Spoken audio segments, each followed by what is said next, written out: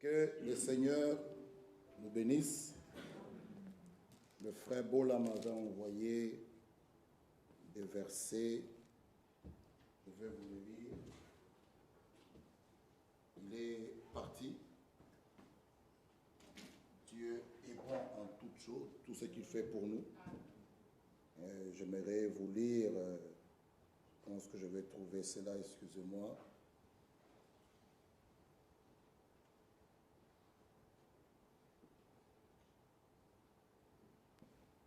J'aimerais que je lise pour vous Job 14, disons.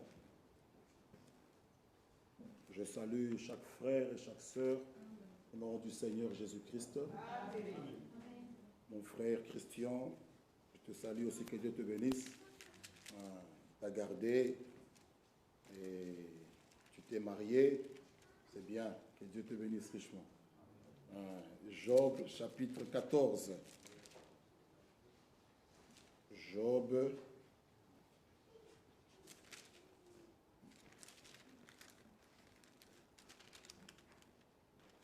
j'aimerais que nous lisions cela de notre frère Bola. Il nous dit: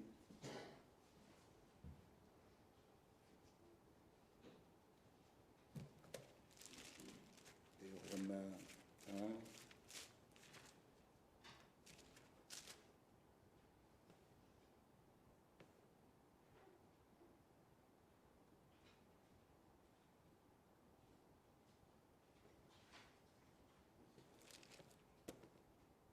Premier verset de Job 14, il dit: l'homme né de la femme, sa vie est courte, sans cesse agitée. Et Romains chapitre 1, verset 13.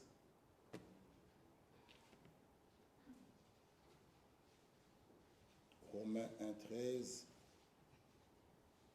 Je ne veux pas vous laisser ignorer. Romains 1, verset 13. Je ne vais pas vous laisser ignorer, frères.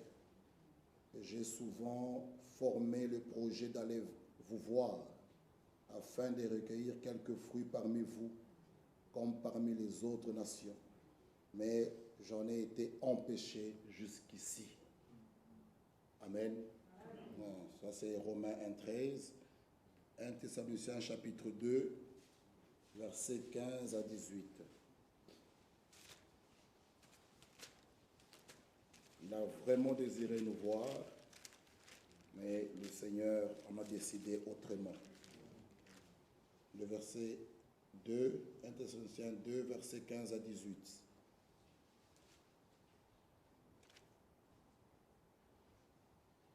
Qui ont fait mourir le Seigneur Jésus et les prophètes qui nous ont persécutés, qui ne laissent point à Dieu et qui sont ennemis de tous les hommes, nous empêchant de parler aux païens pour qu'ils soient sauvés, en sorte qu'ils ne cessent de mettre le comble à leurs péchés. Mais la colère a fini par les atteindre. Pour nous, frères, après avoir été quelque temps séparés de vous, de corps, mais non de cœur, nous avons eu d'autant plus ardemment le vif désir de vous voir. Aussi voulions nous aller vers vous, du moins moi Paul, une et même 2 fois, mais Satan nous en a empêchés. Amen. Dernière écriture. Prenons Amos 3, le verset 6. Amos 3, verset 6. La dernière écriture, c'est Romains 8. Amos 3, verset 6.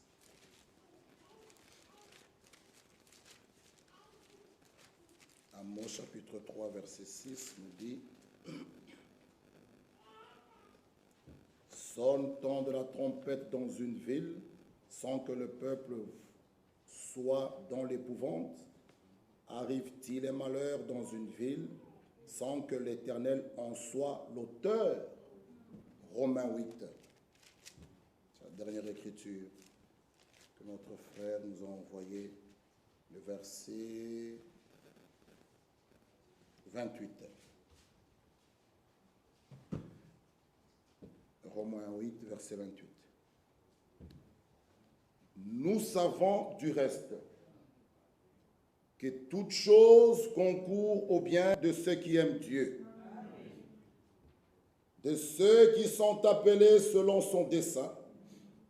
Car ceux qu'il a connus d'avance, il les a aussi prédestinés à être semblables à l'image de son Fils, afin que son Fils soit le premier-né de beaucoup de frères. Amen. Toute chose concourt au bien de ceux qui aiment Dieu. Parfois, l'homme a du mal d'accepter la volonté de Dieu, les décisions de Dieu. Vous voulez voyager, ça ne marche pas. Et les gens se posent des questions, qu'est-ce qui se passe? Nous devons accepter la volonté de Dieu. Et c'est que Dieu décide. Nous sommes là, comme Job le dit. Oui, mon frère, tu peux venir. Il y a un court témoignage qu'il a remis à notre frère Ephraim. Viens, mon frère. Que le Seigneur bénisse. Parce que frère Michel est en train de lire les versets que le frère a demandé qu'on lise. Alors j'ai préféré aussi vous donner ce court témoignage qu'il m'a demandé de faire. Au fait, le frère avait réservé un premier billet, c'était le billet d'Éthiopienne. Mais il a eu un songe. Et le songe lui montrait qu'il est arrivé, mais on ne lui a pas permis d'entrer, on lui a empêché d'entrer. Et il est retourné à Kinshasa. Il m'avait dit, frère, je ne vais plus voyager avec Éthiopienne. Parce que ce que j'ai vu dans mon rêve était très fort et puissant. Je ne pouvais pas le supporter. Je suis arrivé, mais on m'a renvoyé. Je ne suis pas entré. Alors change de billet, ne prends pas Éthiopienne, mais prends autre chose. Et sur sa demande, j'avais changé les billets. J'allais prendre Éthiopienne. J'ai pris Rwanda Air. Mais voilà, malgré qu'on a changé Rwanda Air, disons Éthiopienne avec Rwanda Air, cela est arrivé. Alors il a voulu que je vous donne ce témoignage disant que le peuple ne soit pas dérangé pour cela, parce que le Seigneur le savait. Amen. Que le Seigneur vous bénisse. Amen. Que Dieu soit loué pour cela. Dans cette écriture doit aussi nous consoler. Toute chose concourt au bien de ceux qui aiment Dieu, de ceux qui sont appelés selon son dessein. Que Dieu soit loué. Nous lui disons merci pour tout. Que Dieu nous bénisse. Amen. Matthieu chapitre 25. Parlant sous cette parabole de 10 vierges qui doit tous nous interpeller. Comme nous l'avons dit, que les deux groupes croyaient tous au retour du Seigneur Jésus-Christ. Les deux groupes sont partis à la rencontre de l'époux. Nous allons juste lire le verset 6. Au milieu de la nuit, on cria, « Voici l'époux, allez à sa rencontre. Amen. » Dieu notre Père, nous remettons ta parole que nous venons de lire entre tes mains. Bénis-nous et parle-nous au Père, au nom de Jésus-Christ. Amen. Bien-aimés frères et sœurs, nous devons prendre au sérieux cette écriture que nous venons de lire. Nous sommes en train d'étudier cette parabole de 10 vierges. L'avertissement qui nous est donné à tous, nous pouvons le lire au verset 13. Veillez donc, puisque vous ne savez ni le jour ni l'heure. Jésus-Christ lui-même, dans le jour de sa chair, nous l'a dit dans Matthieu 24, le verset 36, pour ce qui est du jour et de l'heure. Personne ne le sait. Personne, c'est personne. Ni les anges des cieux, ni le Fils, mais le Père seul. Cela doit nous interpeller. Personne ne le sait. Mais il nous est demandé de veiller. Il nous est demandé, exhorté, d'être vigilants. Il revient bientôt. Ça ne doit pas être uniquement un slogan ni un cantique. Ça doit bouger, bouillonner dans notre cœur. Il revient bientôt. Et quel est notre état maintenant aujourd'hui? L'état de l'Église. l'état de toi, mon frère et ma soeur. Où es-tu avec ta préparation? Jésus-Christ revient. Nous pouvons parler, ça doit être comme une chanson, il revient. Nous chantons même, Jésus revient. Mais où est-ce que tu en es? Les vierges folles, comme les vierges sages, les deux groupes croyaient au retour du Seigneur Jésus-Christ. Les deux groupes allèrent à la rencontre de l'époux. Les deux groupes ont pris des lampes. Mais quant aux vierges folles, et en prenant leurs lampes, ne prirent point d'huile avec elles. Ah! Dans cette parabole de 10 vierges, il est question des lampes, de l'huile et nettoyer les lampes. Nous sommes au temps où chacun de nous doit veiller sur sa lampe. C'est un temps particulier. Tu peux te considérer être vierge sage. Ça ne doit pas dire je suis vierge sage. Tu dois t'examiner. Mon frère, ma soeur, les vierges folles, elles avaient aussi des lampes. Ce ne sont pas des incroyants. Ce ne sont pas des païens. Non, ce sont des croyants à qui Jésus a dit, je ne vous connais pas. Prenez cela au sérieux. Être là, ça ne suffit pas encore. Ne vous tapez pas beaucoup sur la poitrine. Que je suis de l'assemblée de Ninove. Aucune assemblée ne sauve. Aucune église ne sauve.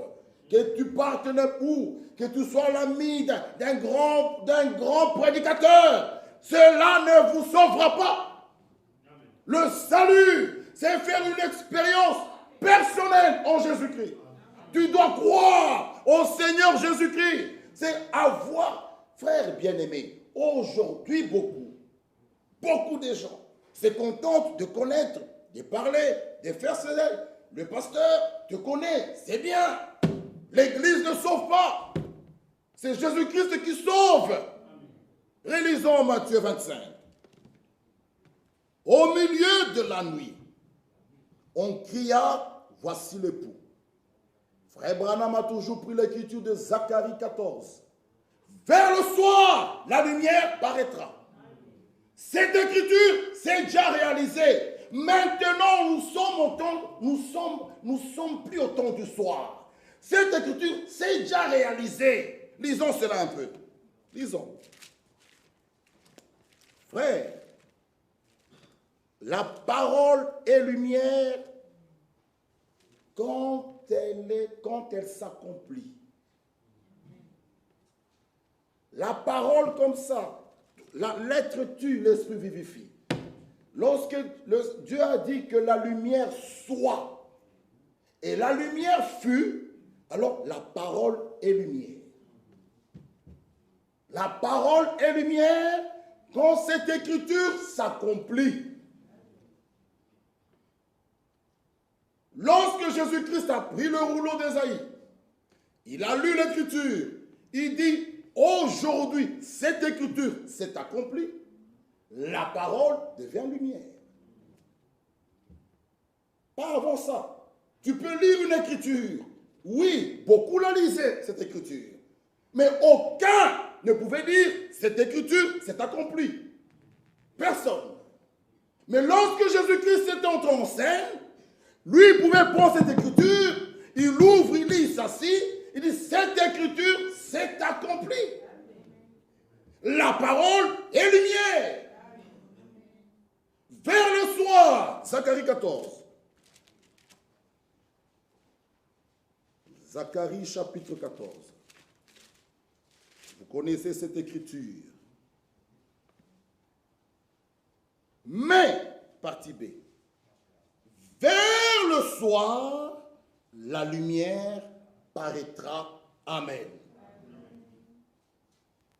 Cette écriture s'est déjà réalisée.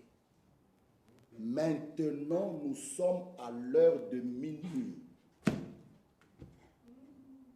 Le temps n'est plus. Il est bel et bien à la porte. Réveillons-nous du sommeil. Réveillons-nous de toute négligence. Que chacun veille sur sa préparation. Les vierges folles ont négligé leur préparation. Mon frère, ma soeur, c'est important. Lorsque tu viens à l'église, de la manière que dont toi tu veux, tu viens aujourd'hui, tu disparais, tu viens aujourd'hui, tu disparais. Comment est-ce que tu te prépares?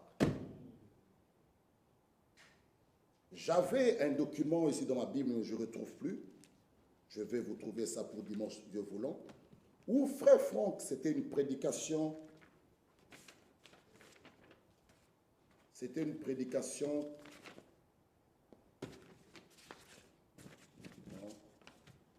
Une prédication qu'il avait donnée. Il dit, beaucoup pensent qu'en restant à la maison, ils peuvent se préparer en restant à la maison. L'homme de Dieu dit, c'est faux.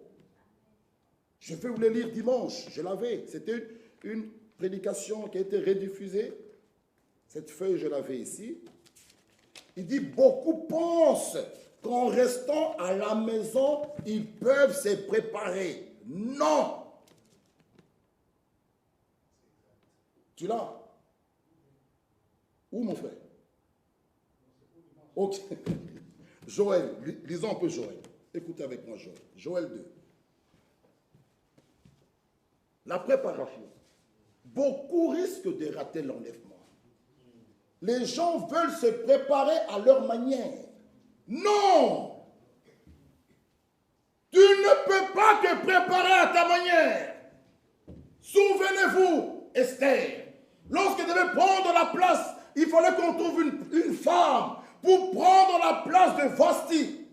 Les autres femmes se sont préparées à leur manière, mais elles n'ont pas été choisies. Or, malgré qu'elles étaient vierges de corps, elles n'ont pas été choisies.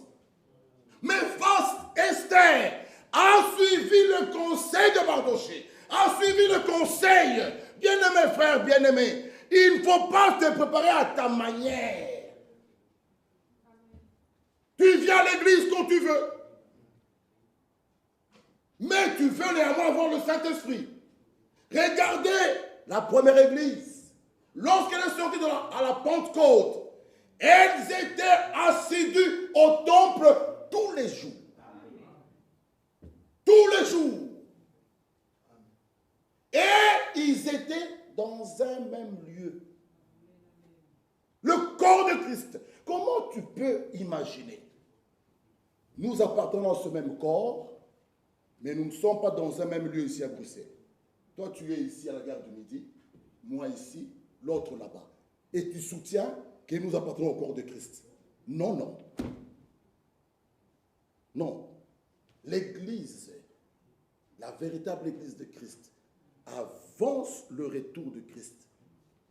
Les enfants de Dieu dans la ville seront ensemble. Nous croyons cela.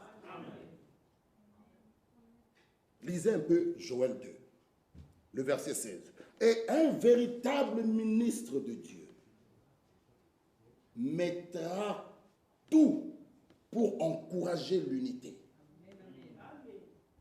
Ah, il va mettre le paquet pour soutenir l'unité, le rassemblement des enfants de Dieu. Écoutons Joël 2,16. Assembler le peuple. Ah! Assembler le peuple. Former une sainte réunion. Amen. C'est l'appel qui retentit. Écoutez l'homme de Dieu. J'ai quelques citations, je vais vous lire. Écoutons. Lettre circulaire octobre 2011. L'appel qui retentit maintenant est assembler le peuple, former une sainte réunion pour tous ceux qui font partie de l'Église de Jésus-Christ. Ceci est l'heure de prendre la plus importante décision. Maintenant, pas demain, frère. Quand Dieu donne une promesse, ta part, c'est de croire. et d'attendre. Ta part à toi. Il avait promis d'envoyer Élie le prophète, que tu croyes pas, Élie est venu. Il nous a promis qu'il reviendra nous chercher, que tu acceptes, que tu n'acceptes pas, il reviendra. Amen. Alléluia. Amen. Quant aux promesses, lorsqu'il nous donne les promesses, moi, ma part, c'est avoir la foi et la patience. Habakkuk dit, attends-la, elle s'accomplira certainement. Mais quand il nous donne un commandement, sortez du milieu d'eux, qu'est-ce que tu attends? Là, c'est un commandement. Assemble-moi mon peuple. Ce n'est pas une promesse. Nous devons obéir, nous assembler et nous attendre à ces bénédictions. Un véritable homme de Dieu doit soutenir ça. Il ne peut pas favoriser plusieurs groupes. Il doit favoriser, il doit soutenir l'unité. Que les enfants de Dieu soient ensemble.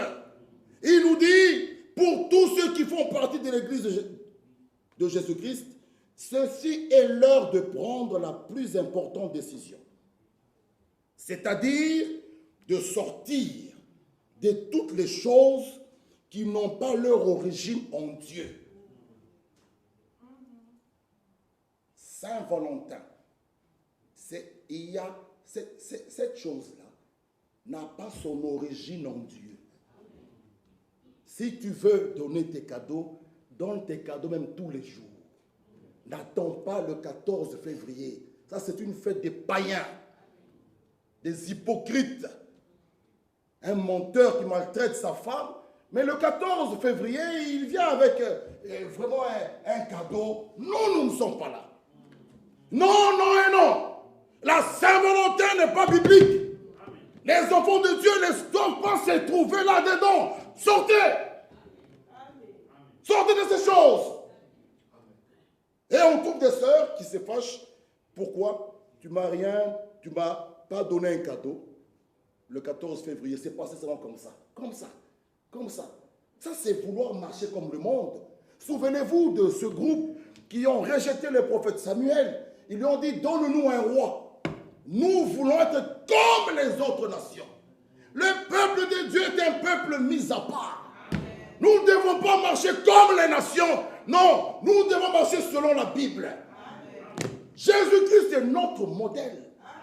Et il nous dit, bien-aimés, c'est-à-dire de sortir de toutes les choses qui n'ont pas leur origine en Dieu et d'entrer par le Saint-Esprit dans tout ce qui vient de Dieu. Le dernier appel retentit. Voici l'époux, sortez à sa rencontre. Nous allons parler bientôt d'Abraham. Aujourd'hui, le qui est en train de crier, de retentir, sortez, sortez. Et nous avons montré mardi, nous devons sortir. Nous devons nous séparer, ne pas toucher à ce qui est impur, alors vient la sanctification. Tu ne peux pas expérimenter la sanctification étant encore avec des choses impures. Non, tu n'es pas encore sorti. D'abord, tu dois sortir, te séparer, de ne rien toucher aux choses impures. Alors, il est pour toi un père, tu es pour lui un fils, une fille. 2 Corinthiens, lisons. Beaucoup de gens se posent des questions. Comment jusqu'aujourd'hui, mon frère, tu es vraiment trompé dans les... Oui, c'est bien d'aller dans les fêtes des familles, mais tu es trompé là-dedans. Il faut sortir. Il faut qu'ils voient vraiment que nous n'avons plus rien à faire avec ces choses. 2 Corinthiens 14, le verset, chapitre 6, 14. Ne vous mettez pas avec les infidèles, sous un joug étranger. rapport y a-t-il entre la justice et l'iniquité? Qu'y a-t-il de commun entre la lumière et les ténèbres? Qu'y a-t-il de commun? Si vous lisez Jude, Jude nous parle d'un salut commun. Ici, l'Écriture nous dit qu'y a-t-il de commun entre la justice, entre la lumière et les ténèbres? Il n'y a rien de commun.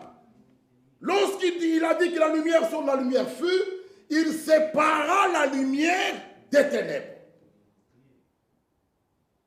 Il n'y a rien de commun entre un croyant et un incroyant.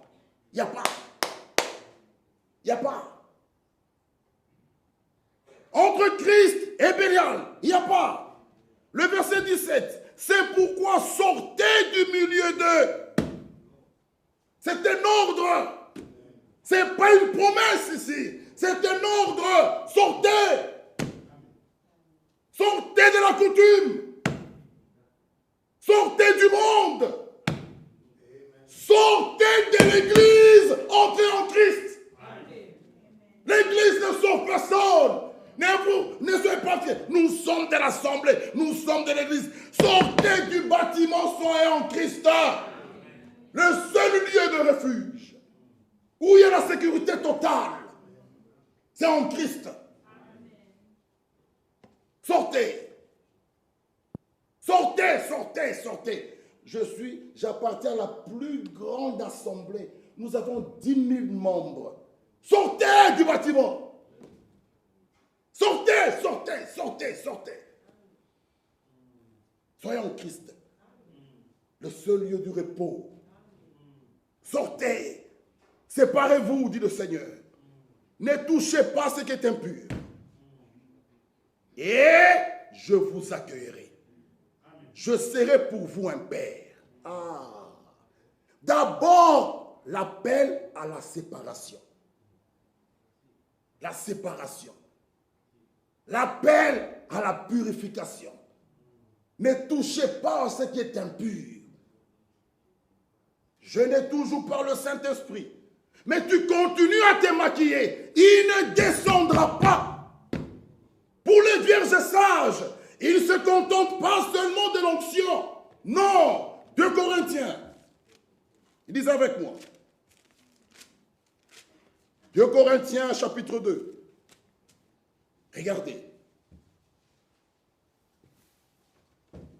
Ma soeur, mon frère, si tu n'as pas le Saint-Esprit de Dieu en toi, dans l'âme, l'enlèvement n'est pas pour toi. Nous devons mettre l'urgence. Si tu ne l'as pas, implore sa grâce. Dis, Seigneur, me voici. Il n'y a plus de temps. 2 Corinthiens, le verset 21. C'est lui qui nous a fermis avec vous en Christ. C'est lui, Dieu, nous a fermis avec vous en Christ et qui nous a oints. C'est Dieu. 2 Corinthiens 1, 21.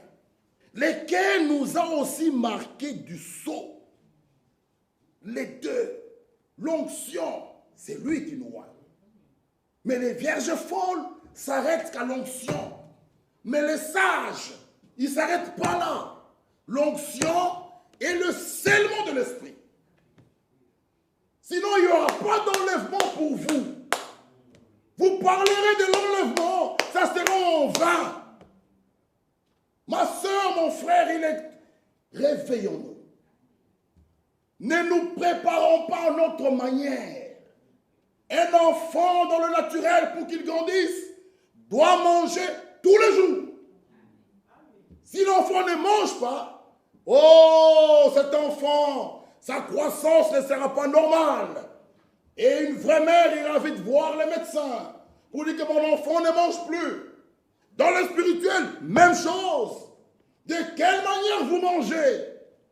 L'homme ne vivra pas de pain seulement, mais de toute parole qui sort de la bouche de Dieu. Pour les vierges sages, la parole de Dieu pourrait leur pain de vie. Eux, c'est la parole. La parole. Oh, tu me diras, frère, je suis à la maison. Mardi, je suis connecté. Vendredi, je suis connecté. Mais oui, mais tu nous rends un mauvais service. Je prends toujours un exemple. Est-ce que tu peux prophétiser chez toi dans ta chambre? Et puis tu nous amènes un petit bout de papier, frère. Hier, j'ai prophétisé chez moi. Les premiers disciples, la première assemblée, la première église sortie de la Pentecôte, ils étaient assidus au temple tous les jours. Et Frère Branham nous montre que l'église qui veut vraiment recevoir les plus de bénédictions doit être plus proche que cette église qui est sortie à la Pentecôte. Mais nous ici, nous nous réunissons que 2 fois la semaine. Même le mercredi que nous mettons, les gens ne veulent plus venir prier. Mais qu'est-ce que nous voulons? On sert Dieu avec des caprices. Chacun parle, chacun a ses idées. Non, Dieu n'envoie pas son église plusieurs conducteurs. Non, non, non, non, non, non. Ça, je n'y crois pas, frères et sœurs. Tu peux avoir une très bonne idée, mais Dieu, il tient à sa parole. Comment? Nous avons lu ici, frère Franck, je le sais, cette brochure, le temps est proche. Lorsqu'un peuple néglige la prière, je vous dis au nom du Seigneur, c'est la mort spirituelle. Mais la connaissance est là. Caïn, il connaissait les Écritures. Il est allé au temple avec une connaissance de l'Écriture. Donner le meilleur de ces choses. Pour lui, c'était les fruits. Mais Dieu n'a pas agréé. Tu peux connaître l'Écriture. Les uns pensent connaître, comprendre un frère fond plus que même les conducteurs. Ça, c'est la mort spirituelle. Comment on peut penser, comprendre les Écritures plus que le conducteur? Alors, où est ta place ici? Que dit frère Branham? Tu te prépares comment tu te prépares? Ça fait mal au cœur, mes frères et sœurs. Nous amenons une autre méthode. Non. Non. Regardez Actes. Regardez Actes. Vous connaîtrez les Écritures, oui, je l'accepte, intellectuellement. Et cela ne donnera rien du tout. Et rien du tout. Frère Franck nous dit, Satan connaît très bien les Écritures, mais il n'a pas la révélation. La lettre tue, l'esprit vivifie. Tu peux avoir la lettre. Lisons Actes. Acte 2. Que Dieu nous aide. Nous allons, chacun va se donner un Saint-Esprit gelé. Mais tu es dans la révolte. Nous avons lu, frère. Est-ce que ce que nous lisons, Jésus avait posé une question. Avez-vous bien compris? Les gens se donnent un Saint-Esprit. Mais tu es dans la révolte. Ça, ce n'est pas le Saint-Esprit qui vient de Dieu. Non. Non, non, non, non, non, non, non, non, non. Le Saint-Esprit nous fera soumettre à l'ordre divin. Le Saint-Esprit. Acte 2, 41. Ceux qui acceptèrent sa parole furent baptisés, et en ce jour-là, le nombre de disciples augmenta d'environ 3000 âmes. Regardez, ils persévéraient dans l'enseignement des apôtres, dans la communion fraternelle, dans la fraction du pain et dans les prières. Et dans les prières. Pourquoi les gens n'aiment pas la prière? Pourquoi? Pourquoi les gens n'aiment pas la prière? Pourquoi? La prière, c'est le souffle même. Alléluia. Bien-aimés frères et sœurs, si quelqu'un n'aime pas la prière, c'est très grave. C'est très grave. Chacun a sa vision. Frère, je peux entrer dans ma chambre, je vais prier. L'autre, il te dira, bon, pourquoi je vais aller là-bas? L'autre, tout le monde parle. Ça, c'est du désordre. C'est du désordre. Pourquoi ne pas se soumettre à la parole de Dieu? De quelle manière nous nous préparons? Comment nous nous préparons? Jésus-Christ revient bientôt. Mon frère et ma sœur, lisons une écriture dans Apocalypse 18. La préparation. Que Dieu nous aide. La préparation. 18, verset 4. J'entendis du ciel une autre voix qui disait, sortez du milieu d'elle, mon peuple, afin que vous ne participez point à ses péchés. Vous n'ayez point de part à ces fléaux. Amen. Bien-aimés frères, le temps est venu où tous les véritables croyants doivent être ramenés à un cœur comme la première église qui est sortie. Le temps est venu où nous voulons voir les véritables adorateurs. L'heure est venue où nous voulons voir les véritables enfants de Dieu. Arrêtons de fabriquer la... Non, non et non. Nous devons faire les véritables expériences. Être sûr que je l'ai. Ceux qui l'ont eu à la Pentecôte, ils étaient sûrs qu'ils l'avaient. Chacun doit être sûr. Ne tâtonnez plus que tu l'as. Comment savoir que je l'ai? Beaucoup ils peuvent se poser cette question. Parce que je ne vole pas? Non. Il y a des gens là dehors qui marchent correctement. Ils ne volent pas, ne prennent pas la femme d'autrui, n'insultent pas. Ils ont une vie correcte. Mais néanmoins, s'ils ne croient pas au Seigneur, ils seront perdus. Malgré cette vie qu'ils mènent. Ce n'est pas ça. Toute la justice de l'homme devant Dieu, c'est comme un vêtement souillé. Le salut, c'est en Jésus-Christ. Mais comment connaître que je l'ai? Nous avons lu ici hier. Galates 5, 22, je répète. Tu dois voir Galates 5, 22 en toi. Amen. Celui qui a le Saint-Esprit est joyeux. Amen. Celui qui a le Saint-Esprit est patient. Celui qui a le Saint-Esprit a l'amour. Cet amour-là te conduira à pardonner tout. Celui qui a le Saint-Esprit a la maîtrise de soi. Oh. Le Saint-Esprit, l'Esprit de Dieu en toi. Dieu vient faire sa demeure. Est-ce que vous comprenez cela? Alors tu peux dire, Galates 2:20, ce n'est plus moi qui vis. C'est Christ qui vit en moi. Christ vivant en toi te fera faire les œuvres qu'il a faites. Mais comment toi tu l'as? Tu es toujours dans les discussions, dans les querelles.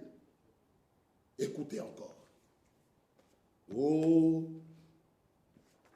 chacun doit se positionner. Où es-tu? Les vierges folles s'arrêtent spirituellement auprès du messager qui nous est montré à tous les chemins. Les vierges folles, ils s'arrêtent auprès du messager. Les sages poursuivent le chemin avec le Rédempteur jusqu'à l'achèvement. Les sages sont reconnaissants et se réjouissent de ce que le Seigneur fidèle a parlé plusieurs fois à voix audible à son serviteur fidèle. Les sages, ils se réjouissent. Même lorsque l'homme de Dieu donne ses témoignages, il lui a a donné des instructions de manière directe. Les folles mettent en doute le mandat. Les folles, quand tu trouves quelqu'un qui minimise, qui parle en mal, il ne s'intéresse même pas à ce que Dieu est en train de faire aujourd'hui. Lui, il dit, les vierges folles s'en moquent même. Hein? Elles ne croient qu'au mandat du messager. Dans la main droite de Dieu, il n'y avait que 7 étoiles. Hein? 7 étoiles, chaque étoile, c'est chaque messager de l'âge d'Éphèse, Philadelphie, Pergame, Laodicée. Mais où est le serviteur fidèle? Ça, c'est se moquer. Mépriser cela. Il s'arrête qu'au mandat du messager, non pas au mandat de celui qui continue à apporter le message. Et il s'arrête qu'au mandat du messager. Ça, c'est les vierges folles. Il s'arrête que là, le messager. Oui, nous tous, nous croyons que frère Franck, il est dit lui-même qu'il n'est pas le prophète de l'âge de l'Odyssée. Nous croyons cela ainsi. Mais nous croyons qu'après le prophète, Dieu, dans notre temps, a envoyé quelqu'un pour continuer. Mais les folles, eux, s'arrêtent qu'au mandat du messager. C'est pourquoi, mon frère et ma soeur, tu peux regarder sur la ville. Mais pourquoi? Mais frère, si quelqu'un s'arrête qu'au mandat du messager, en quoi nous avons la même foi? En quoi allons-nous s'unir? En quoi allons-nous marcher ensemble? 2 personnes peuvent-ils marcher ensemble sans se mettre d'accord? Nous ne pouvons pas faire les arrangements d'hommes. Non, c'est l'Esprit de Dieu qui doit unir son peuple. Sinon, bien-aimés frères, nous tomberons dans l'écuménisme. Nous ne sommes pas là pour ça, frères bien-aimés. Non, nous devons rester attachés à la parole. La vérité doit triompher. Même si les gens ne croient pas, restez néanmoins avec la vérité. Que Dieu nous aide. Les vierges folles s'en moquent. Quelqu'un qui est avec toi, il se moque de ce mandat. Il critique. Vous allez faire quoi? Les gens même se sont moqués de nous. Voilà, bien fait pour eux. Greffeur défermé, qu'ils aillent encore. Ok. On les a vus. Nous les avons vus. Nous les avons vus. Que voilà, qui montent encore là-bas. Et qu'ils aillent. Mais ils s'en moquent. Ils s'en moquent. Hein? Ne croient même pas au mandat du messager. Ils croient qu'au mandat du messager, non pas au mandat de celui qui continue à apporter le message. Vous voyez? Et là, il dit, les vierges sages sont reconnaissantes, se réjouissent de ce que le Seigneur fidèle a parlé. Les folles mettent en doute le mandat. Comme Ève, elles sont séduites, deviennent la proie du péché d'incrédulité. Elles en font des moqueries, elles méprisent Dieu et passent à côté de ce que Dieu fait maintenant. Les folles croient que le prophète va revenir et plusieurs autres folies de la sorte. Les sages, les véritables rachetés, croient au retour de Jésus-Christ.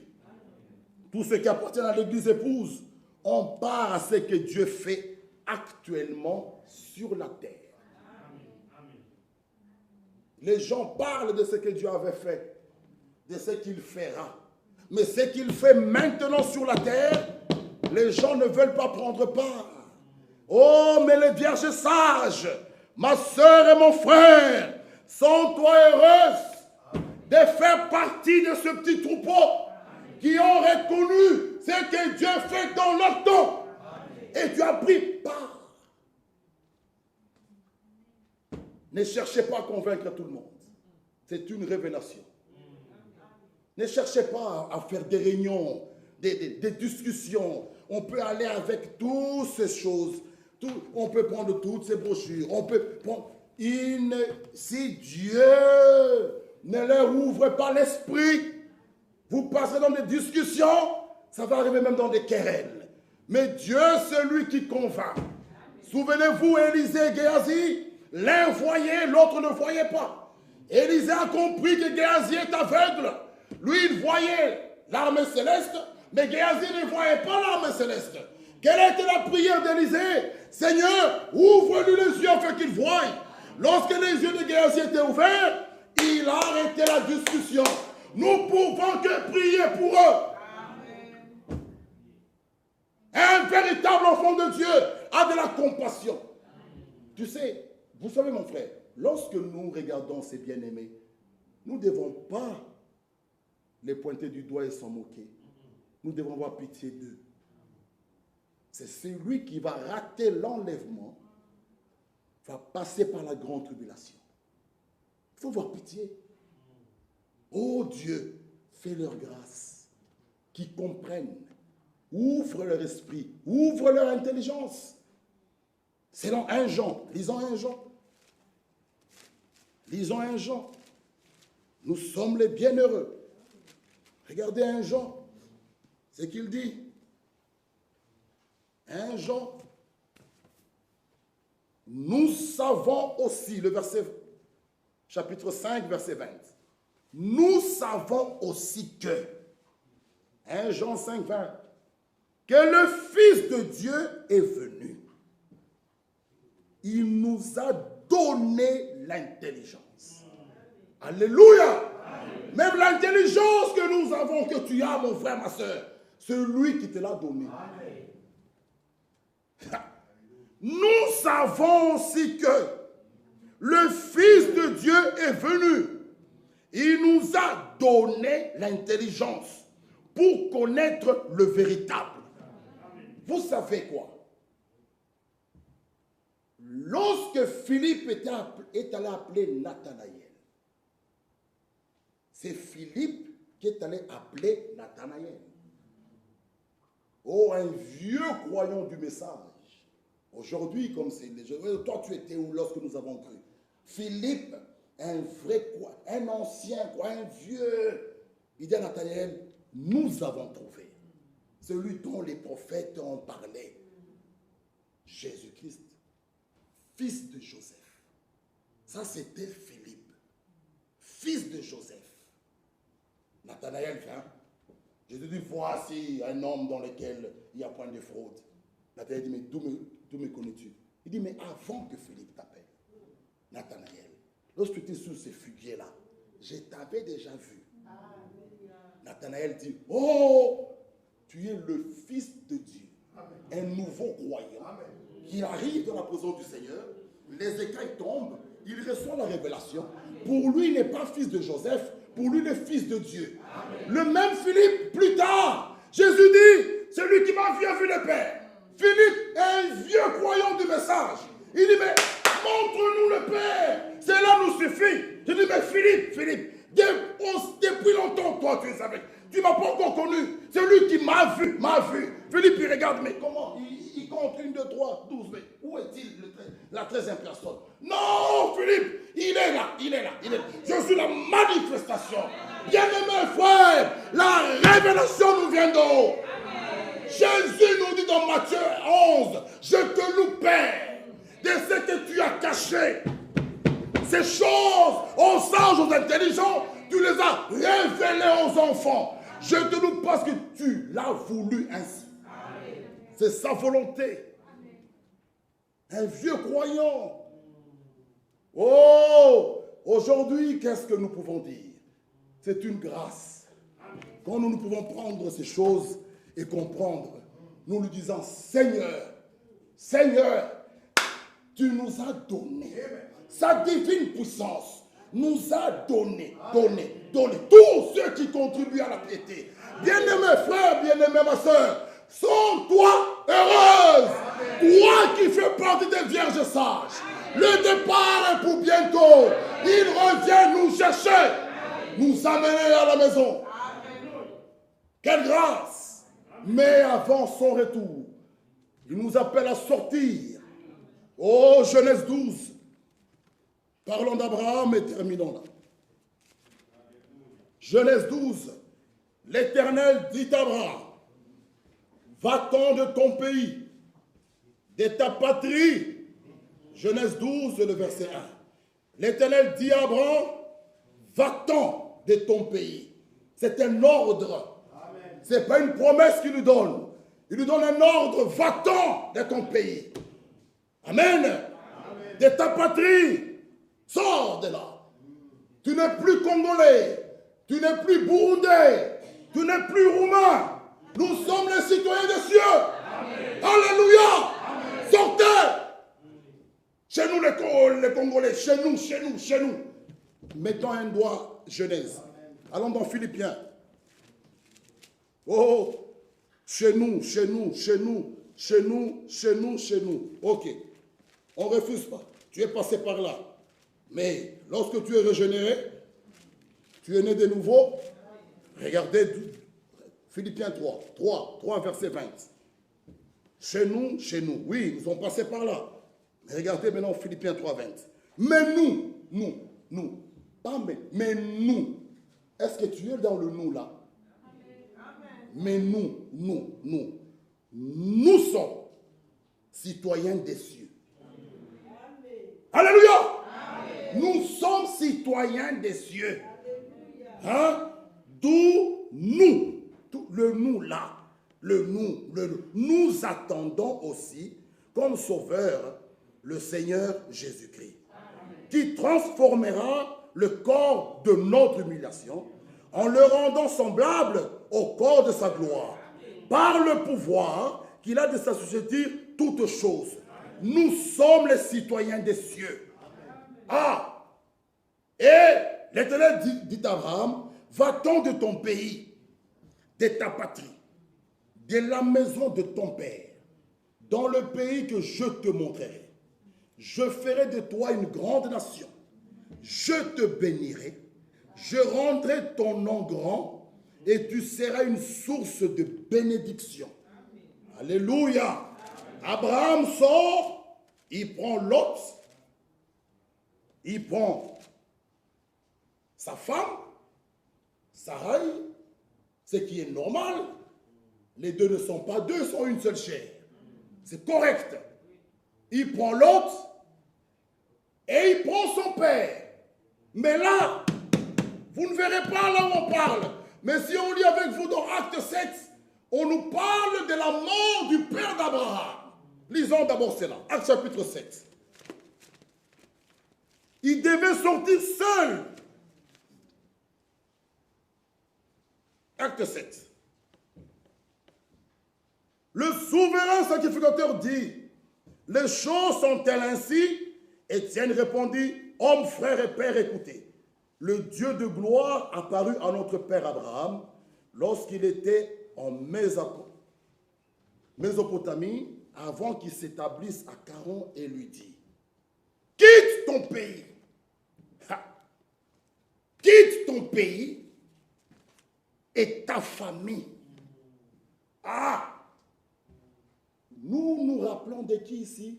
De Ruth, qui devait aussi quitter son pays. C'était une Moabite, quitter sa famille. Elle a eu une grande récompense. Et ici, on appelle Abraham, quitte ton pays. Et ceci nous concerne, nous intéresse aussi, bien-aimés frères et sœurs. Nous devons aussi sortir. La famille, quitte ta famille.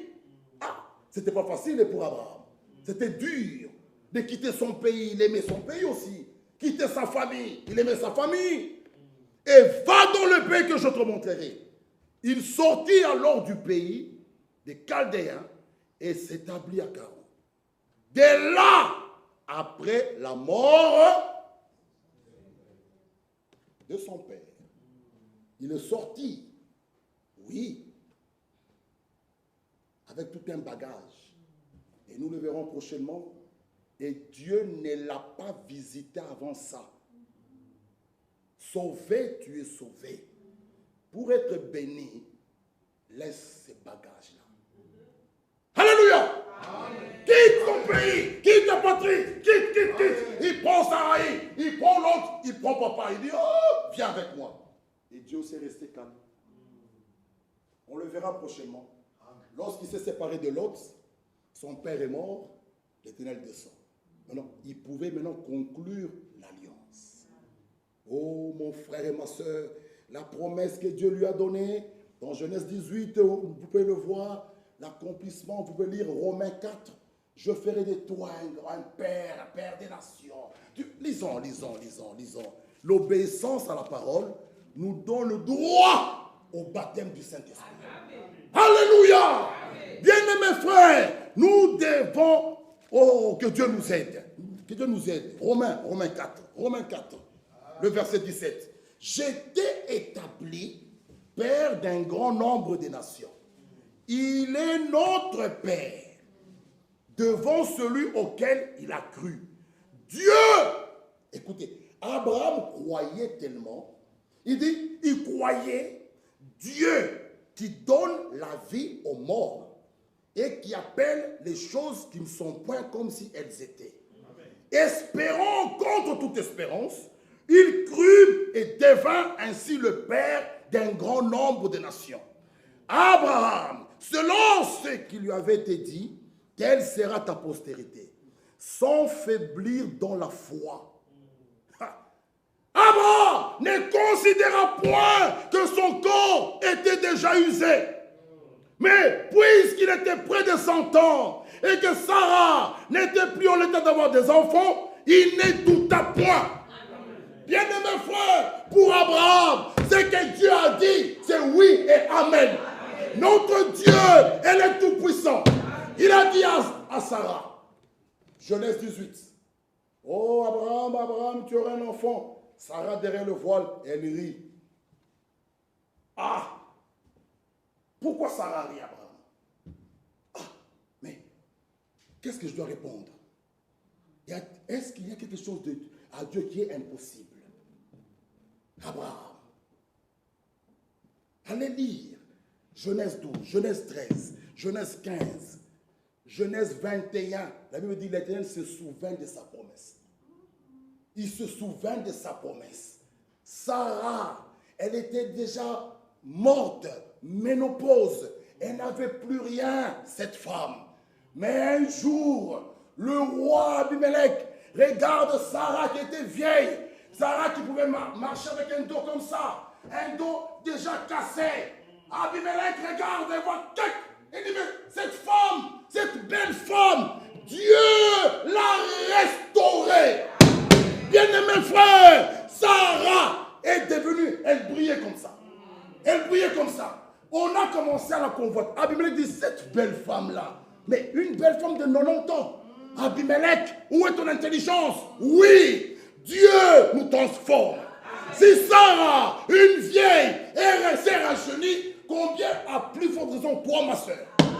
Toi ma soeur, qui n'a que 30 ans, où les médecins disent, pas d'enfant. Non, il a dit parmi vous, il n'y aura ni femme stérile, ni femme qui avorte. Pourquoi? Dieu l'a dit. Croyez-vous cela? Frères bien-aimés, sœurs, Dieu est vrai. Nous devons croire.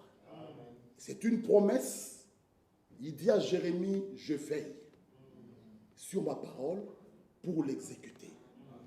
Il le fera. Parce qu'il a dit, c'est oui et amen. Soyons patients.